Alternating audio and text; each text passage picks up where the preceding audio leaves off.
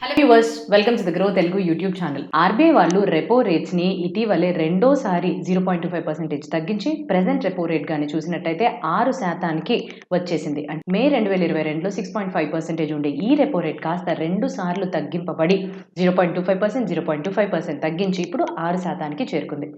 ఇలా తగ్గించడం వల్ల వెంటనే ఎన్బిఎఫ్సిస్ వాళ్ళు కూడా రియాక్ట్ అయ్యి వాళ్ళు అందించే ఇంట్రెస్ట్ రేట్స్ ని కూడా తగ్గించారు ఆర్బీఐ యొక్క గైడ్ లైన్స్ ఆధారంగా. సో దీనివల్ల ఎటువంటి సెక్టార్స్లోని మనము చాలా ఒక మంచి వెల్కమింగ్ రెస్పాన్స్ని చూడొచ్చు అని అంటే ఆటోమొబైల్ సెక్టార్ మొదటిది, ఎంఎస్ఎంఈ, వివిధ రకాల సెక్టార్స్లో కూడా మనకి మంచి ఒక లాభదాయకంగానే ఉచితంగానే కనిపిస్తుంది.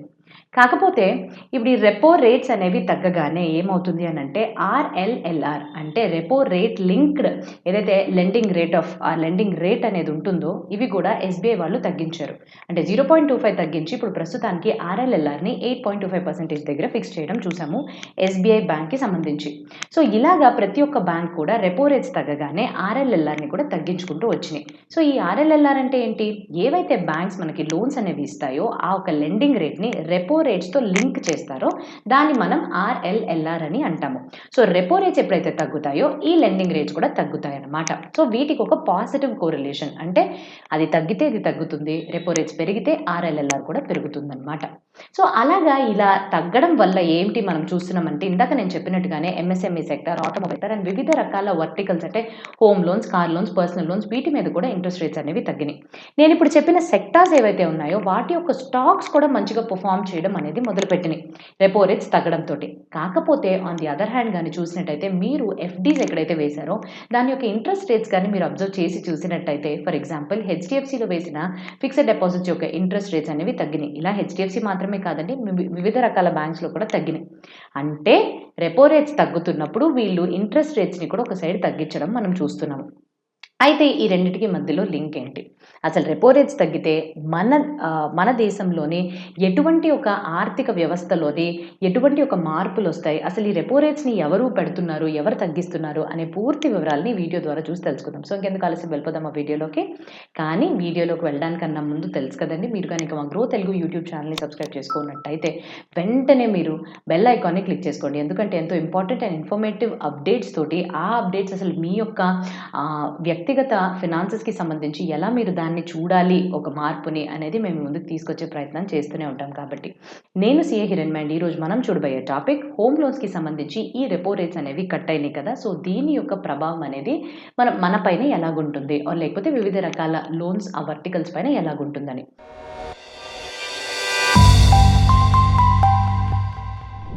సో మొట్టమొదటిది అసలు రెపో రేట్ కానీ రివర్స్ రెపో రేట్ని అర్థం చేసుకోవడానికన్నా ముందు ప్రస్తుతం మనము ఇవన్నీ ఎవరు ప్రవేశపెడుతున్నారనేది తెలుసుకుందాం. సో మన దేశంలోని మన ఆర్థిక వ్యవస్థ ఎప్పుడూ కూడా సాఫీగా సాగాలి అని చెప్పి ద్రవ్యోల్బణం పెరుగుతున్నప్పుడు, ఇన్ఫ్లేషన్ పెరుగుతున్నప్పుడు, తగ్గుతున్నప్పుడు వీటిని కంట్రోల్ చేయడం కోసం మన దేశంలో 2 సంస్థలు వీటి కోసం పనిచేస్తాయి. మొట్టమొదటిది RBI, reserve bank of India, మనం ఏదైతే సుప్రీం బ్యాంక్ అని అంటామో లేకపోతే సెంట్రల్ బ్యాంక్ అని అంటామో, సో మన దేశంలోని మిగతా అన్ని కమర్షియల్ బ్యాంక్స్కి లీడర్ లాగా వ్యవహరిస్తుంది ఆర్బీఐ.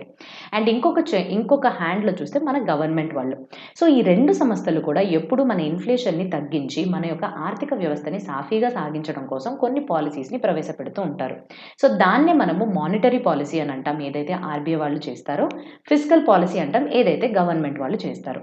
సో ఇప్పుడు మానిటరీ పాలసీ గురించి చూద్దాం. సో నేను ఇదివరకు చెప్పినట్టుగానే ఆర్బీఐ వాళ్ళు ఇన్ఫ్లేషన్ని తగ్గించడం కోసం కొన్ని పాలసీస్ని తీసుకుని వస్తారు. అయితే ఈ పాలసీస్ యొక్క భాగంగానే రెపో రేట్ కానీ, రివర్స్ రెపో రేట్ కానీ, క్యాష్ రిజర్వ్ రేషియోని కానీ వీళ్ళు పెంచడం తగ్గించడం చేస్తారు.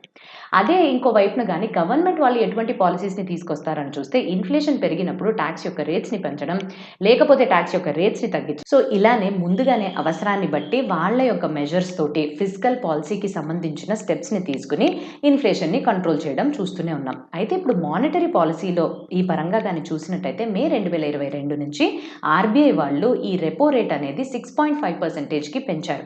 తర్వాత ఇదే టైంలోని అంటే ఇప్పటిదాకా కానీ చూసినట్టయితే 2 సార్లు దీన్ని మారుస్తూ వచ్చి ఇప్పుడు 6% వరకు తీసుకొచ్చారు. సో ఎందుకు ఇలా మారుస్తూ తగ్గిస్తున్నారు అని అంటే నేను ఇంతకు ముందున చెప్పిన ఫ్యాక్టరే. సో మన దేశంలో మనీ సప్లైని పెంచడానికి కానీ తగ్గించడానికి కానీ ఈ మానిటరీ పాలసీ ద్వారా జరుగుతుంది. సో ఇప్పుడు ఇదైతే అర్థమైంది కదా. సో నెక్స్ట్ మనం తెలుసుకోవాల్సింది ఏంటి అని అంటే అసలు రెపో రేట్ అంటే ఏంటి. సో రెపో రేట్ అంటే ఏంటంటే ఒక చిన్న ఉదాహరణకి ఇప్పుడు మీకు కానీ రుణం కావాలి అని అంటే ఉన్న అన్ని సోర్సెస్‌లో కల్లా బ్యాంక్‌కి వెళ్లి రుణం తెచ్చుకోవడాన్ని మీరు నమ్ముతారు. బ్యాంక్ దగ్గర మనకి రుణం కావాలంటే బ్యాంక్ దగ్గరికి వెళ్తాం. అలానే బ్యాంక్స్‌కే రుణం కావాలంటే వాళ్ళెవరి దగ్గరికి వెళ్తారు? వాళ్ళు వెళ్తారు ఆర్‌బీఐ దగ్గరికి. సో, మిగతా కమర్షియల్ బ్యాంక్స్‌కి కానీ ఏమన్నా లోన్స్ కావాల్సొచ్చినా, వాళ్ళ దగ్గర డబ్బులేమన్నా ఉంటే డిపాజిట్ చేయాల్సి వచ్చినా, వీళ్ళందరూ కూడా అప్రోచ్ అయ్యే నెక్స్ట్ బ్యాంక్ అనేది reserve bank of India. So, వీళ్ళు ఏదైతే రుణాల్ని తీసుకుంటారో రిజర్వ్ బ్యాంక్ వాళ్ళు కూడా ఏదో ఒక ఇంట్రెస్ట్ చార్జ్ చేయాలి కదా! సో, ఈ ఇంట్రెస్ట్ రేట్ ఏదైతే ఆర్‌బీఐ వాళ్ళు మిగతా కమర్షియల్ బ్యాంక్స్‌కి డబ్బులివ్వడం కోసం చార్జ్ చేస్తారో దాన్నే రెపో రేట్ అని అంటాము. సో, రెపో రేట్ యొక్క ఆధారంగానే బ్యాంక్స్ అనేవి కమర్షియల్ బ్యాంక్స్ అనేవి ఆర్‌బీఐ దగ్గర నుంచి ఇంట్రెస్ట్ కోసం ఈ రేట్‌లోనే తెచ్చుకుంటాయన్నమాట. అంటే ఏదో కాదండి. ఉదాహరణకి 2020లోని దాదాపుగా యెస్ బ్యాంక్ వాళ్ళకి డబ్బులు అవసరమైతే 60,000 కోట్ల వరకు వెళ్లి ఆర్‌బీఐ నుంచి తీసుకొచ్చుకున్నాయన్నమాట. సో, ఇలాగా అప్పులనేవి కమర్షియల్ బ్యాంక్స్‌కి ఆర్‌బీఐ వాళ్ళు ఇస్తారు. సో, ఇప్పుడు ప్రస్తుతం మనకి రెపో రేట్ ఎంతుంది? 6%. సో, ఒక ఏబీసీ బ్యాంక్ అనేది ఆర్‌బీఐకి ఈరోజు వెళ్లి ₹1,00,000 ఒక లోన్ కావాలని తీసుకుంటుంటే, ఈ ₹1,00,000 మీద ఎంత ఇంట్రెస్ట్ చెల్లించాల్సి ఉంటుందంటే రెపో రేట్ యొక్క ఆధారంగా 6% అంటే ₹6,000 ఇంట్రెస్ట్ అనేది వీళ్ళు చెల్లించాల్సి ఉంటుంది. సో, ఇవన్నీ అర్థమైంది కదా! అయితే రెపో రేట్ అనేది ఎలాగా వర్క్ అవుతుంది? సో, మనం ఏం చూసాము? రెపో రేట్ అనేది మానిటరీ పాలసీ యొక్క భాగం. మానిటరీ పాలసీ ఎవరు ప్రవేశపెడతారు? ఆర్‌బీఐ వాళ్ళు. సో, ఈ రెపో రేట్‌ని వాళ్ళు పెంచొచ్చు, తగ్గించొచ్చు. పెంచినప్పుడు ఏమవుతుంది? సో, జనరల్‌గా రెపో రేట్ అనేది పెరిగితే కమర్షియల్ బ్యాంక్స్‌కి ఏదైతే డబ్బులు ఇస్తారో, ఆర్‌బీఐ వాళ్ళు డబ్బులు ఇస్తారు కదా! సో, దాని యొక్క కాస్ట్ అనేది పెరిగిపోతుంది. సో, ఇది ఇంటర్నల్‌గా ఎలా ఎఫెక్ట్ చేస్తుంది? వీళ్ళకి డబ్బులనేది అత్యధికమైన కాస్ట్‌లో లభిస్తుంది. సో, వీళ్ళేం చేస్తారు మళ్ళీ కమర్షియల్ బ్యాంక్స్ ఏవైతే కస్టమర్స్‌కి డబ్బులిస్తారో, ఆ రేట్స్‌ని కూడా వీళ్ళు పెంచేస్తారనమాట. ఎందుకంటే వీళ్ళు ఎక్కువ ఇంట్రెస్ట్ చెల్లించాలా? అప్పుడు వీళ్ళకి ఆదాయం ఎక్కువ రావాలి అనంటే వీళ్ళు కూడా ఇచ్చే లోన్స్ పైన ఇంట్రెస్ట్ రేట్ అనేది పెంచేస్తారనమాట. అండ్ ఇంకొక సైడ్‌లోని మీరు పెట్టుకున్న ఎఫ్‌డీస్ ఏవైతే ఉన్నాయో వాటి యొక్క రేట్స్ అనేవి తగ్గిచ్చేస్తారు. ఎందుకు తగ్గిస్తారు? అసలు వాళ్ళ దగ్గరే డబ్బులు లేవు, ఆదాయం అనేది తక్కువ అవుతుంటే వాళ్ళు మళ్ళీ ఇంట్రెస్ట్ రేట్స్ కింద మనకెలా ఎక్కువగా ఆదాయం ఇస్తారు?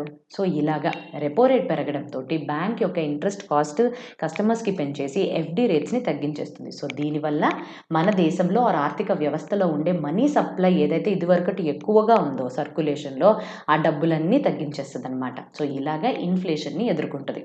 దీనికి ఆపోజిటే డిక్రీజ్ చేయడం. ఎప్పుడైతే రెపో రేట్ అనేది డిక్రీజ్ అవుతుందో దానికి మీనింగ్ ఏంటి? కమర్షియల్ బ్యాంక్స్‌కి లోన్స్ అనేవి చాలా ఈజీగా అంటే తక్కువ ఇంట్రెస్ట్ రేట్‌కి ఆర్‌బీఐ నుంచి దొరుకుతుంది. సో, అది దొరకగానే మనకు గూడా ఇచ్చే రేట్ ఆఫ్ ఇంట్రెస్ట్ ఏదైతే బ్యాంక్స్ కస్టమర్స్‌కి ఇస్తారో ఆ రేట్‌ని కూడా బ్యాంక్స్ ఇన్ టర్న్ తగ్గించేస్తుంది. సో, ఇక్కడ మనీ సర్క్యులేషన్ అనేది, మనీ సప్లై అనేది మన ఆర్థిక వ్యవస్థలో మళ్ళీ పెరుగుతుందనమాట.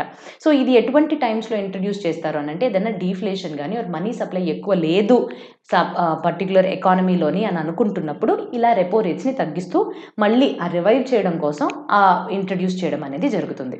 సో, ఇదండి ఇలా వర్క్ చేస్తుంది రెపో రేట్ ఇంక్రీజ్ గాని, రెపో రేట్ డిక్రీజ్ గాని. అయితే ఇంకొక కాన్సెప్ట్ ఉందండి. రివర్స్ రెపో రేట్ అనేది. రివర్స్ రెపో రేట్ అంటే ఏంటి? సో, ఎలాగైతే కమర్షియల్ బ్యాంక్స్ వెళ్లి ఆర్‌బీఐ దగ్గర నుంచి లోన్స్ తెచ్చుకోవడానికి ఇంట్రెస్ట్‌ని చెల్లించాల్సి ఉంటుందో, అలానే ఆర్‌బీఐ వాళ్ళు కమర్షియల్ బ్యాంక్స్ దగ్గర నుంచి గాని లోన్ తీసుకుంటే ఈ రివర్స్ రెపో రేట్ అనేది చెల్లించాల్సి ఉంటుంది. సో, రివర్స్ రెపో రేట్ అనేది 3.35% దగ్గర ఫిక్స్‌డ్‌గానే ఉంటుంది. అండ్ ఇది కూడా ఎవరు డిసైడ్ చేస్తారంటే మళ్ళీ ఆర్‌బీఐ వాళ్ళే. ఎవరైతే తీసుకుంటున్నారో లోన్స్ వాళ్ళే డిసైడ్ చేస్తారు. కమర్షియల్ బ్యాంక్స్ వాళ్ళు ఈ పర్టిక్యులర్ రివర్స్ రెపో రేట్ పైన ఎటువంటి కంట్రోల్ అయితే వాళ్ళు చూపించలేరు. అండ్ ఆర్‌బీఐ వాళ్ళు సిట్యుయేషన్‌కి తగ్గట్టుగాను ఈ రివర్స్ రెపో రేట్‌ని కూడా వాళ్ళు మారుస్తూ, పెంచుతూ, తగ్గిస్తూ ఉంటారనమాట. సో, ఎలాగైతే రెపో రేట్ ఒక విధంగా పనిచేసి మనకి ఇన్‌ఫ్లేషన్ కోసం అగెయిన్స్ట్‌గా వెళ్తుందో, ఈ రివర్స్ రెపో రేట్ అనేది కూడా ఇంకో తీరులోని అదే ఆబ్జెక్టివ్‌ని, అదే లక్ష్యాన్ని చేరుకుంటుంది. సో, ఫర్ ఎగ్జాంపుల్ మొట్టమొదటిది రివర్స్ రెపో రేట్‌ని పెంచారని అనుకుందాం. అంటే ఏంటి? రివర్స్ రెపో రేట్‌ని పెంచడం అనంటే ఏంటి? ఇప్పుడు కమర్షియల్ బ్యాంక్స్‌కి ఎక్కువ ఆదాయం అనేది లభిస్తుందని. సో, ఎక్కువ ఆదాయం లభిస్తే వాళ్ళు ఏం చేస్తారు? అరే! నేను బయట వాళ్ళకి ఎవరికో ఇచ్చేయడానికన్నా నేను లోన్స్ గాని ఆర్‌బీఐ వాళ్ళకిస్తే వీళ్ళే నాకు ఎక్కువగా అధికంగా ఆదాయాన్ని ఇస్తారు కదా! సో, నేను మామూలు కస్టమర్స్‌కి ఇవ్వకుండా నా మొత్తం డబ్బుల్ని తీసుకెళ్ళి ఆర్‌బీఐ వాళ్ళకే ఇస్తాను అని కమర్షియల్ బ్యాంక్స్ అనుకుంటాయన్నమాట. సో, ఇక్కడేమవుతది? రివర్స్ రెపో రేట్‌ని పెంచడం వల్ల మళ్ళీ ఆర్‌బీఐ వాళ్ళ దగ్గరికే డబ్బులన్నీ చేరి ఈ పర్టిక్యులర్ ఎకానమీలోని మనీ సర్క్యులేషన్ అనేది తగ్గిపోతుంది. సో, ఇన్‌ఫ్లేషన్ ఎక్కువగా ఉన్నప్పుడు రివర్స్ రెపో రేట్‌ని పెంచడం అనేది చూస్తాం. రివర్స్ రెపో రేట్‌ని కూడా పెంచుతారు. రెపో రేట్స్‌ని కూడా పెంచుతారనమాట. సో, ఎనీ వన్ మెషర్ ఏదో ఒక దాని విధంగా ఇన్ఫ్లేషన్ని తగ్గించడానికి మాక్సిమం ఆర్బీఐ వాళ్ళు ఇలా ట్రై చేస్తారు. సో రెండవది డిక్రీజ్ చేస్తారు రివర్స్ రెపో రేట్ని. అప్పుడంటే ఏంటి, కమర్షియల్ బ్యాంక్స్ ఏమనుకుంటారు, అరే ఇక్కడే మనకి తక్కువ ఇంట్రెస్ట్ రేట్ వస్తుంది కదా, సో మనం జనాలకే ఇచ్చుకుందాంలే, జనాలకి డబ్బులు ఇచ్చుకుంటే ఇంకా మనకి ఎక్కువే కదా వస్తుంది అని చెప్పి ఆల్టర్నేటివ్స్ మధ్యన వాళ్ళు జనాలకే డబ్బులు ఇవ్వడానికి ప్రిఫర్ చేస్తారు. సో ఇలాంటి టైంలో మనీ సప్లై అనేది ఎకానమీలో పెరుగుతుందన్నమాట. సో ఇలాగా repo rate, reverse repo rate, cash reserve ratio కూడా ఒక కాన్సెప్ట్ ఉంది, కానీ ఈ పర్టికులర్ వీడియోలోని మనం వీటి గురించి మాత్రమే మాట్లాడుకుంటున్నాం. So reverse repo rate and repo rate అనేవి ఇలా వర్క్ అవుతాయి. అయితే ఇక్కడ హోమ్ లోన్స్కి సెపరేట్గా ఈ పర్టికులర్ లోన్స్ ఆర్ రేట్స్కి విభిన్నంగా ఒక రేట్ అనేది ఉందండి, అది MCLR. So marginal cost of fund based lending rate అనమాట. అయితే ఇది ఈ రెపో రేట్తో సంబంధం లేకుండా కొన్ని ఫ్యాక్టర్స్ యొక్క ఆధారంగా ఈ రేట్ని వాళ్ళు లింక్ చేసి కంప్యూట్ చేస్తారనమాట. For example me marginal cost of funds కావచ్చు, ఎంత టెన్యూర్ వరకు మీరు ఇన్వెస్ట్మెంట్స్ చేస్తున్నారు, అండ్ ఇటువంటి వివిధ రకాల ప్రీమియం అనేది ఉంటుందన్నమాట. అంటే లోన్ మీరు ఎంత ఎక్కువ కాలానికి తీసుకుంటే బ్యాంక్కి రిస్క్ అంత ఎక్కువ ఉంటుంది కాబట్టి ప్రీమియం అనేది పెంచుతారనమాట. సో ఈ MCLR అనేవి ఇటువంటి ఫ్యాక్టర్స్ మీద ఆధారపడి ఉంటుంది. సో హోమ్ లోన్స్కి ముఖ్యంగా ఎక్కడ కూడా చూసినా MCLR రేట్స్ అనేవి అప్లికబుల్ అవుతాయి. సో ఈ MCLR రేట్స్ అనేది మినిమం కాస్ట్ అనమాట. దీన్ని కూడా దేన్ని ప్రకారంగా ఫిక్స్ చేస్తారు అని అంటే మళ్ళీ రెపో రేట్స్ వస్తాయి. సో ఆర్బీఐ యొక్క గైడ్లైన్స్ యొక్క ఆధారంగా MCLRని ఫిక్స్ చేసినప్పటికీ కూడా మిగతా ఫ్యాక్టర్స్తో పాటుగా రెపో రేట్ కూడా MCLRని అఫెక్ట్ చేస్తుంది. ఫర్ ఎగ్జాంపుల్ ఇప్పుడు ప్రెసెంట్గా రెపో రేట్ 6% ఉంది. సో MCLRని 7%కి ఫిక్స్ చేశారని అనుకుందాం. రెపో రేట్ ఎప్పుడైతే 7% అవుతుందో MCLR కూడా 8%కి పెరుగుతుంది. సో ప్రపోర్షనేట్గా రెపో రేట్ పెరిగినప్పుడు MCLR కూడా పెరుగుతుంది. ప్రపోర్షనేట్గా రెపో రేట్ని తగ్గించినప్పుడు MCLR కూడా తగ్గుతుందన్నమాట. సో ఇలాగా మీ యొక్క హోమ్ లోన్స్ పైన మీరు రెపో రేట్స్ పెరిగినప్పుడు తగ్గినప్పుడు MCLR కూడా ఏదో ఒక ప్రపోర్షనేట్గా ఇంక్రీజ్ ఆర్ డిక్రీజ్ అనేది ఉంటుందనే విషయాన్ని గుర్తుపెట్టుకోవాలి. అండ్ ఫైనల్గా వీడియోని క్లోజ్ చేయడానికన్నా ముందు ఇంకో 2 రకాల ఇంట్రెస్ట్ రేట్స్ అనేవి ఉన్నాయండి మార్కెట్లో, మీ లోన్స్ పైన అప్లై అవుతాయి. అవేంటి, fixed interest rate, floating interest rate. So పేరుకి తగ్గట్టుగానే ఫిక్స్డ్ అంటే స్థిరంగా స్టేబుల్గా లోన్ తీసుకుని మీరు రీపే చేసేంత వరకు ఒకే ఇంట్రెస్ట్ రేట్ నడుస్తుంది. రెండవది ఫ్లోటింగ్ ఇంట్రెస్ట్ రేట్. ఇది మార్కెట్లో వచ్చే ఫ్లక్చువేషన్స్ యొక్క ఆధారంగా మారిపోతూ ఉంటుంది. సో అది ఫ్లోటింగ్ ఇంట్రెస్ట్ రేట్. సింపుల్ ఉదాహరణకి చెప్తాను. పర్సన్ ఏ ఒక హోమ్ లోన్ని ఫిక్స్డ్ ఇంట్రెస్ట్ రేట్లోని 10%కి తీసుకున్నారని అనుకుందాం. అదే టైంలో పర్సన్ బి ఫ్లోటింగ్ ఇంట్రెస్ట్ రేట్లోని ఒక 12% ఇంట్రెస్ట్ రేట్లోని తీసుకున్నారని అనుకుందాం. సో ఫస్ట్ ఎలాగుంటుంది, అరే ఫిక్స్డ్ మనకు తక్కువే ఉంది కదా, ఫ్లోటింగ్ ఎక్కువ ఉంది కదా, అయితే ఫిక్స్డే తీసేసుకోవచ్చు కదా అని అనుకుంటారు. కాదు, కానీ మోస్ట్ ఆఫ్ ద కేసెస్లోని కొన్నిసార్లు ఫిక్స్డ్ ఇంట్రెస్ట్ రేట్ లోన్ తీసుకునేటప్పుడు తక్కువ ఉండొచ్చు. కాకపోతే ఫ్లోటింగ్తో వచ్చే ప్రాబ్లం ఏంటి తెలుసా, ఇలా మార్కెట్ యొక్క ఫ్లక్చువేషన్స్ యొక్క ఆధారంగా ఆర్బీఐ వాళ్ళు ఎప్పుడన్నా రెపో రేట్స్ని పెంచినా, మిగతా ఫ్యాక్టర్స్ని పెంచినా అప్పుడు ఏమవుతుంది, ఫ్లోటింగ్ ఇంట్రెస్ట్ రేట్ అనేది ఫిక్స్డ్ ఇంట్రెస్ట్ రేట్ కన్నా ఎక్కువగా పెరిగిపోతుంది. సో అప్పుడు మనకేమనిపిస్తుంది, అరే ఫిక్స్డే తీసుకుని ఉండొచ్చు కదా అని. బట్ రివర్స్ అయ్యే ఛాన్సెస్ కూడా ఉన్నాయి. సో రెపో రేట్స్ అనేవి కట్ అయినప్పుడు, ఇంట్రెస్ట్ రేట్స్ అనేవి తగ్గినప్పుడు ఫ్లోటింగ్ రేట్ అనేదే మనకి బెస్ట్గా అనిపిస్తుంది. సో రెండిట్లో మనం ఏది చూస్ చేసుకోవాలి అని అనుకుంటే అప్పుడుండే మార్కెట్ కండిషన్స్ యొక్క ఆధారంగా మీరు ఎంతవరకు రిస్క్ తీసుకోగలరు, మీ ఆర్థిక లక్ష్యాలు ఏంటి, ఎంతవరకు ఈఎంఐ క్యాటర్ చేసి పెట్టుకున్నారని ఇలాంటి విషయాల్ని కన్సిడర్ చేసుకుని ఫిక్స్డ్ ఆర్ ఫ్లోటింగ్ అనేది మీరు పర్సనల్గా తీసుకోవాల్సిన చాయిస్. సో ఇదండి, ఏదైతే రెపో రేట్స్ అనేవి తగ్గడం వల్ల హోమ్ లోన్స్ పైన ఎటువంటి ఎఫెక్ట్ అనేది ఉంటుంది, అసలు రెపో రేట్స్ అంటే ఏంటి, ఎవరు ఈ రెపో రేట్స్ని ఎలా ప్రవేశపెడతారు, అండ్ ఇన్ఫ్లేషన్ పెరిగినప్పుడు తగ్గినప్పుడు దాన్ని ఎలా పెంచుతారు, ఎలా తగ్గిస్తారు అనే కంప్లీట్ పిక్చర్ అయితే మీకు లభించింది అని ఆశిస్తూ ఈ వీడియోని ఒక ఎడ్యుకేషనల్ కంటెంట్ కోసం మాత్రమే వ్యూ చేయాలి అని కోరుకుంటూ ఇంకా మంచి వీడియోతో మీ ముందుకు రావడానికన్నా ముందు have a happy and a very safe investment. Thank you.